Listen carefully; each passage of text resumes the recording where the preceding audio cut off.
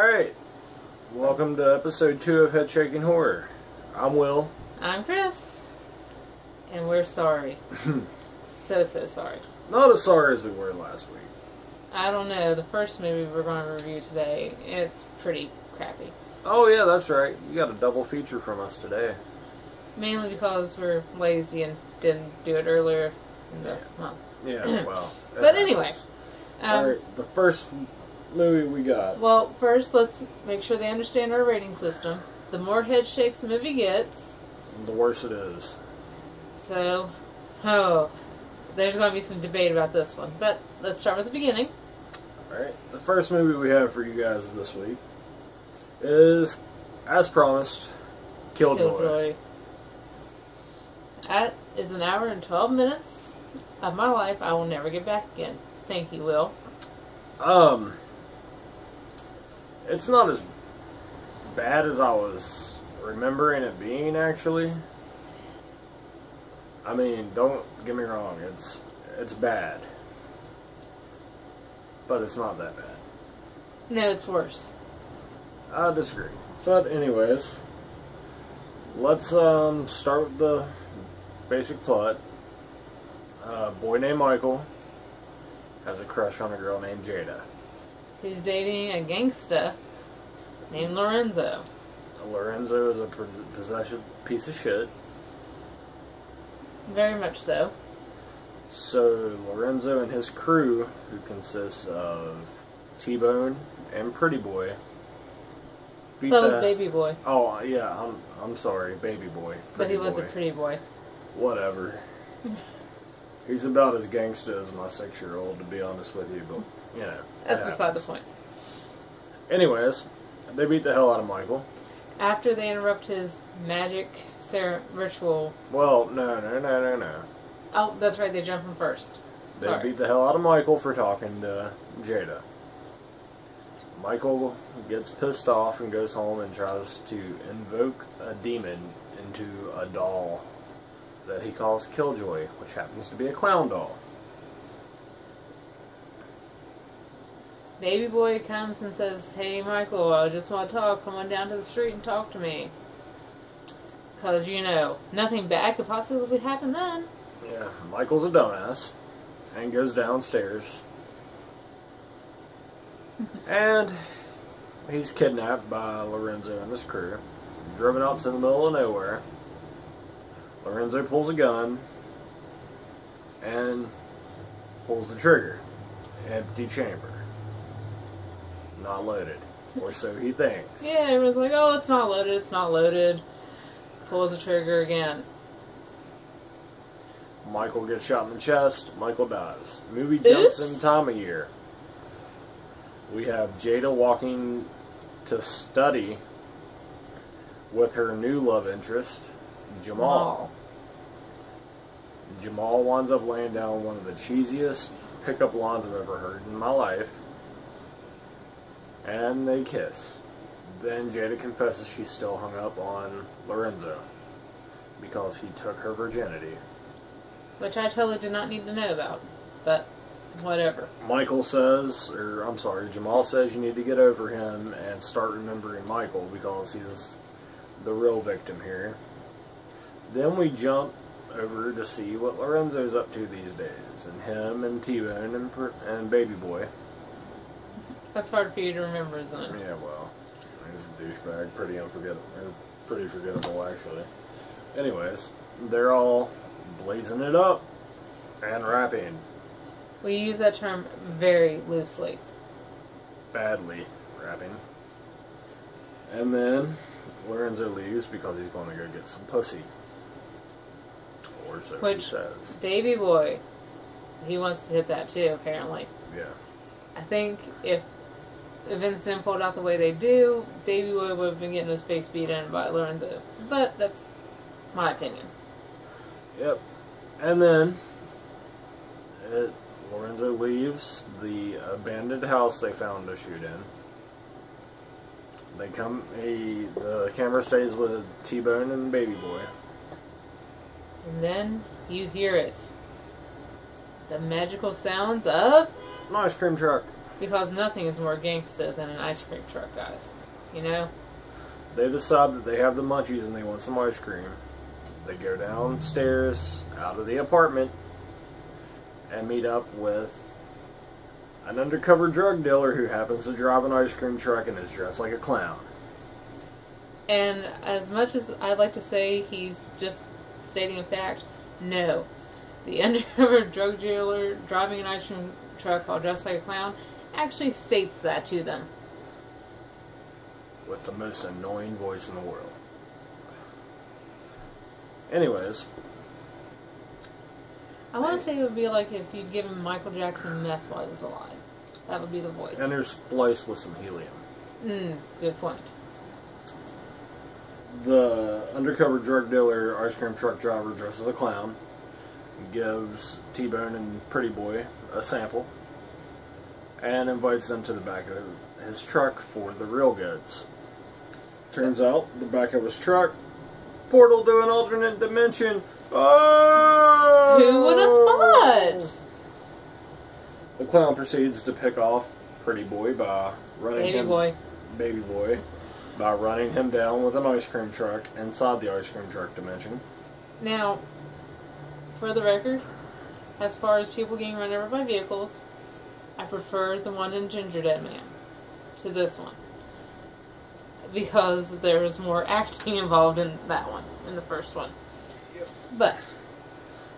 And then it cuts to T-Bone, who finds a mysterious smoking blunt, and he just can't help but to take a hit. Well, the clown appears and says, "I'm gonna smoke you, fool." And poof! Spontaneous combustion. Yes. Then we cut back to the inside of the apartment. It turns out they've never left. T-Bone's all burned up and scarred to hell, and Baby Boy is sitting on the couch looking like he got hit by an ice cream truck. Then we jump back to Lorenzo, who is getting laid like he said he was. And apparently he's not a fan of small talk, because he gets mad after they do their business. Where do you see yourself in 5 years? And he gets all pissed off and states he just don't give a fuck. About the future. Or he just don't give a fuck in general. Alright. He just wants to go to Taco Bell and doing this money, or doing this movie so he can have taco money.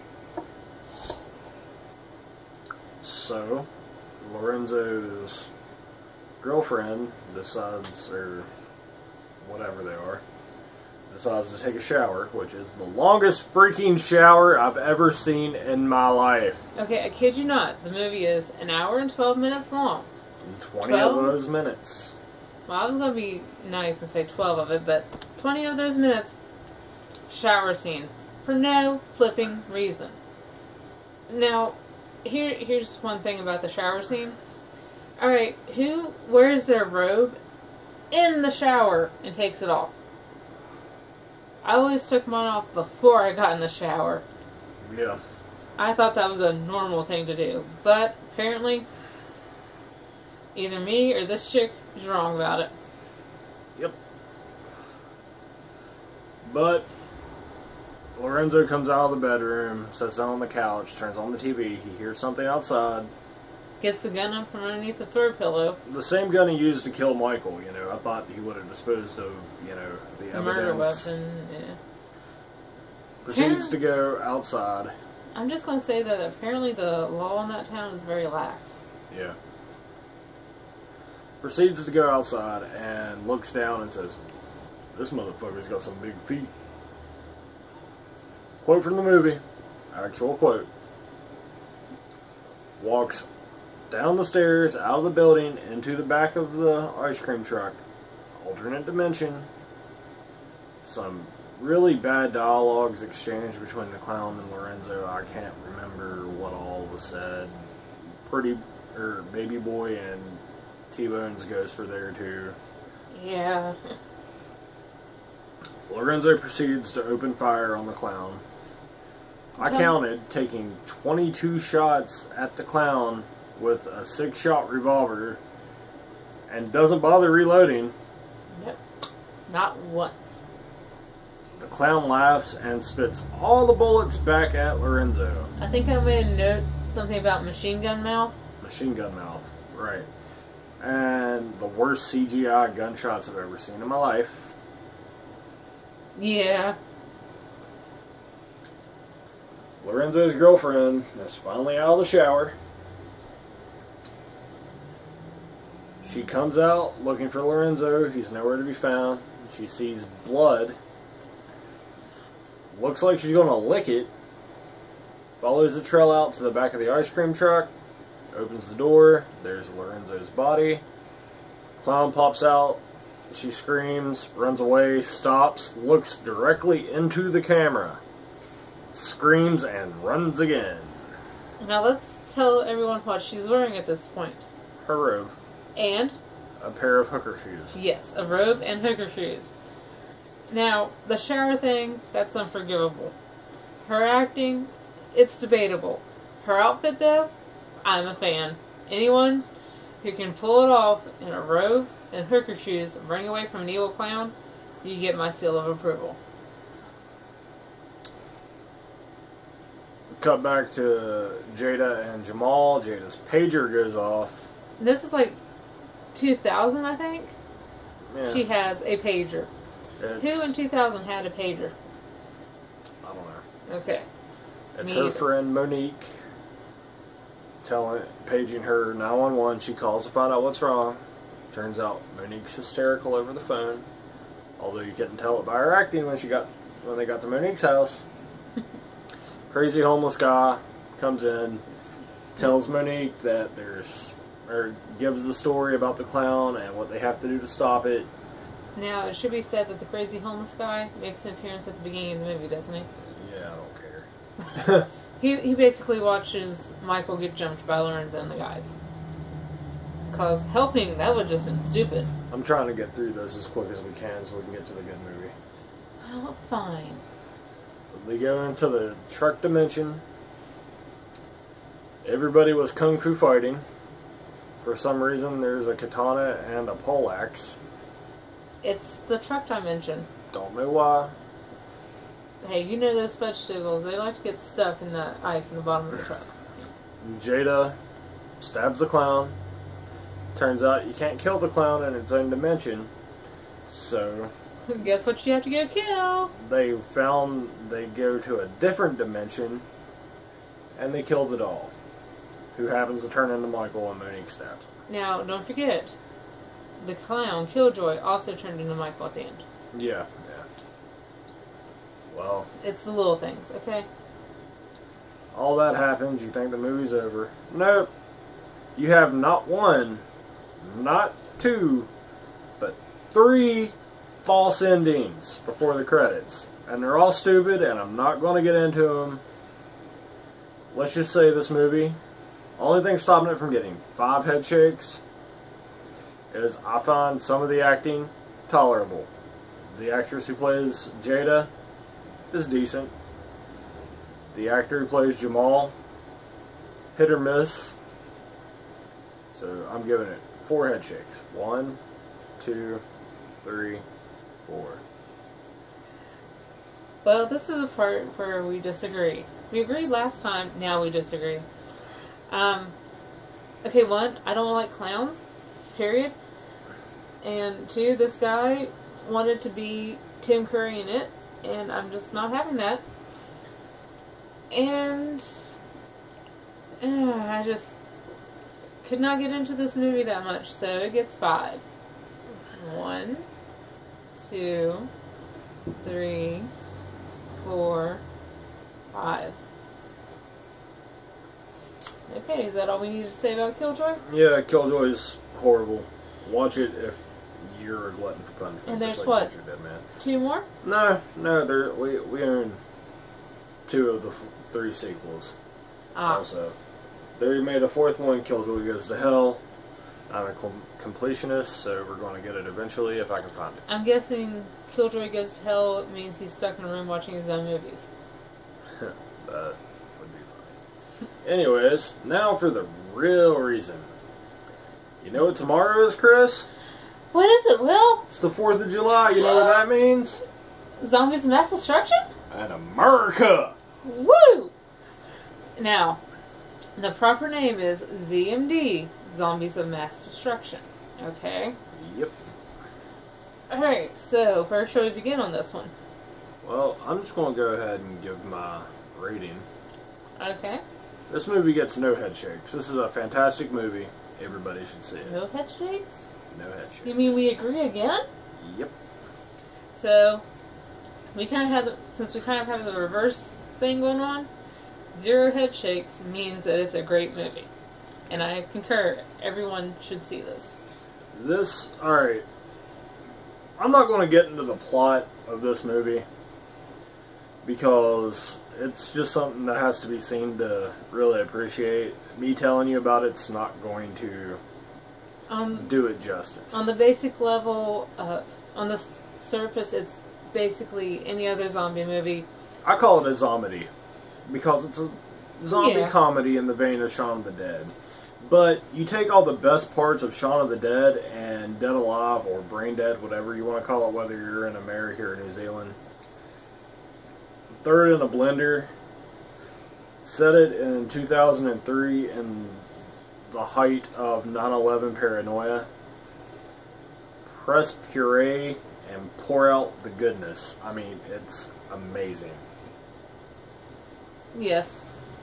But, like I said, on the surface, it's just like any other zombie movie, plot-wise. Small town USA, or small town wherever, horde of zombies. Unprepared townsfolk, panic, yeah. I will say this, if you're a fan of the show Zombie Nation, check this out. It has, I believe his name is Rodney Hodgkins. He plays Doc in Zombie Nation. He is in this movie. He does a fantastic job. He is funny as all get out in both Zombie Nation and this movie. There's 4 antagonists in this movie. There's Frida, who's an American-born, or as American-born, first-generation American. Iranian. Her parents were Iranian immigrants. Everybody says she's Iraqi. Which, there's more on that note later whenever we discuss her date. Yeah. Follow her, Frida. You follow Miss Banks, the high school English teacher, and Tom and Lance. Tom grew up in the town, moved to the East Coast. I'm assuming this is a small island in the Pacific Northwest. They never actually say, Yeah. but they keep referencing New York City as the East Coast. The town's name, by the way, is Port Gamble. And the last antagonist is Lance. Right?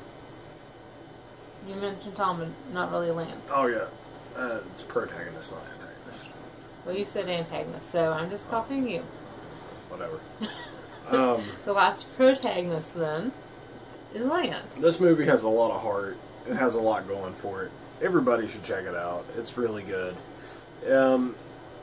Even today, with everything that's going on between the Confederate flag debate and the gay marriage legalization, this movie was made in 2009, and still 6 years later, there's a lot of points that are hit on here that are still relevant and poignant today.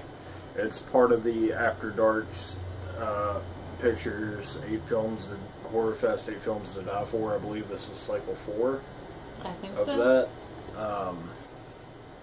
Like I said, I don't want to get into the plot too much as to give away some of the key elements. There is one scene in particular that I want to hit on, What would that be? and it's the date scene that Chris was talking about. Oh, yes. There's a line in the scene. This character named Derek who's on the date with Frida. And Frida is, talking to Derek about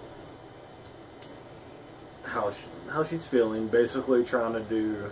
I don't know if they're trying to set up a relationship here or try to make you care about Derek. Derek is your standard white guy with a guitar douchebag. He reminds me a lot of John Mayer. Derek is like Shaggy if he got away from the rest of the Scooby Gang. Yeah. And they're having this really funny conversation, making puns on different countries. Like there's a line, there's Norway, you're getting into these panties tonight. I'm and not then from Norway. And then Derek goes, wait a minute, I'm not from Norway. Now let's be serious. Yeah, now let's be Syria for a minute. Just different, like, you know, it's witty dialogue and the almost not quite up to Juno wit, but it's still funny. For the movie that's in, it's pretty witty, I think. Yeah. But they're having this conversation. They're in a car. Derek's windows roll down. All of a sudden, zombie through the window. Chomp on neck. Derek goes, oh! Oh! Is that my blood? Yeah, that was pretty good. As the zombie proceeds to rip his face off. Yeah. It's the special effects are cheesy in the best way. The makeup is... Again, cheesy in the best way. Honestly, a lot of the zombies look like bloated frogs. Yeah. There's a scene where Tom's trying to come out to his mother, who turns into a zombie shortly there afterwards, and her eyeball falls out, and Tom picks it up and tosses it at her, and she catches it in her mouth and eats it.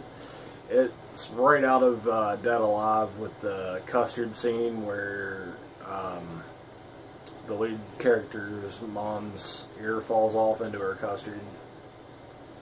I believe his coming out goes something along the lines of, I'm gay, Mom!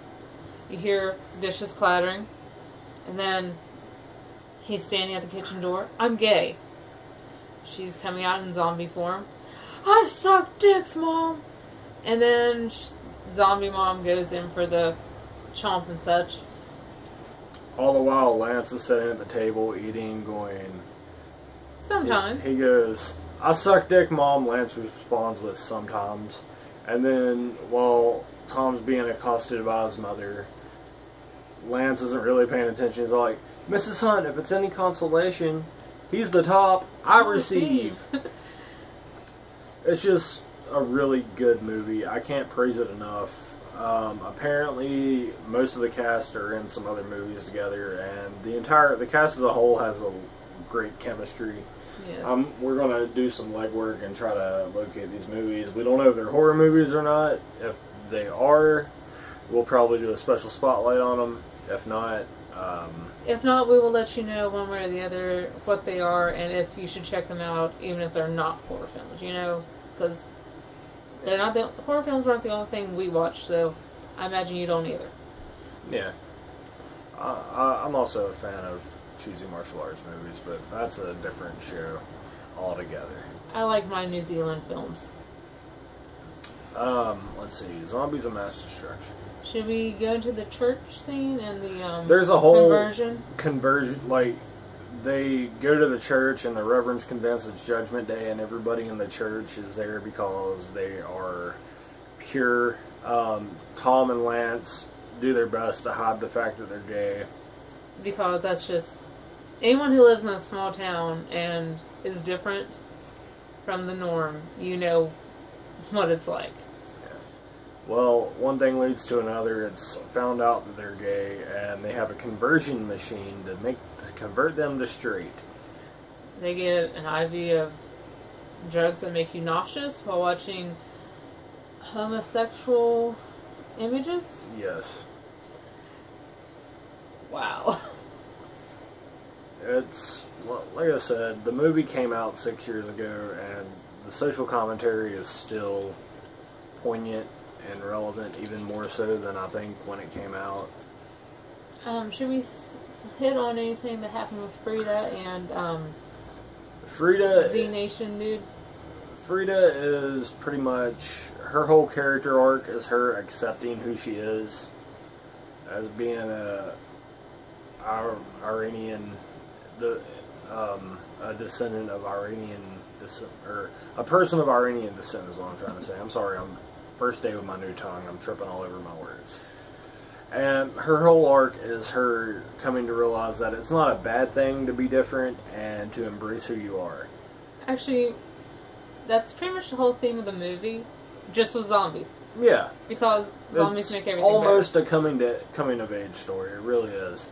But there's this whole, I'd say a good chunk of the movie. I'm not sure of the runtime actually. I didn't look that up. Yet again, of the movie, yeah, an hour and 29 minutes. an hour and 29 minutes. I'd say I did there's do some research. about 20 minutes, maybe a little more. Frida and The Miller family? the Miller family, who Doc from Z Nation is Joe Miller, and they're watching the news. Well, they save Frida from the zombies. Joe's wife Judy's bitten. Jeannie. Jeannie? Jeannie. I thought it was Judy. It's another J name, we'll just go with that. She's bitten, and their son Brian, I'm sorry, is freaking out. New memory too today.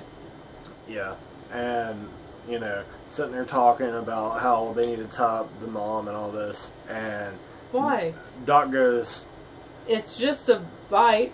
from a zombie. And then he's watching the news and freaking out because it's a terrorist attack or whatever. No, perhaps you should tell your favorite Joe Miller line. It's coming up. Oh, I thought it was right around there too. And Brian goes, Dad, haven't you ever seen the zombie movie? He goes, and Joe goes, Brian, I'm a vampire, man, you know that. Just funny dialogue like that. But there's a whole, I'd say a good 20-minute scene, or 20-minute block of the movie that's devoted to Joe trying to get Frida to confess that she's a terrorist. It involves some torture, which it can get gruesome if you're not hardened to gore like we are. Well, honestly, the last bit of torture that he does to her before she... Yeah, that... There's a line where he asks her what the 13 stripes on the American flag represent, and she responds correctly with the 13 colonies, and he says something like, no American high school student would know that answer. Yeah. Which, given the sad state of our education system, is true. Sorry, teachers, but it's not your fault. Oh. Some kids are just dumb. Uh, Or they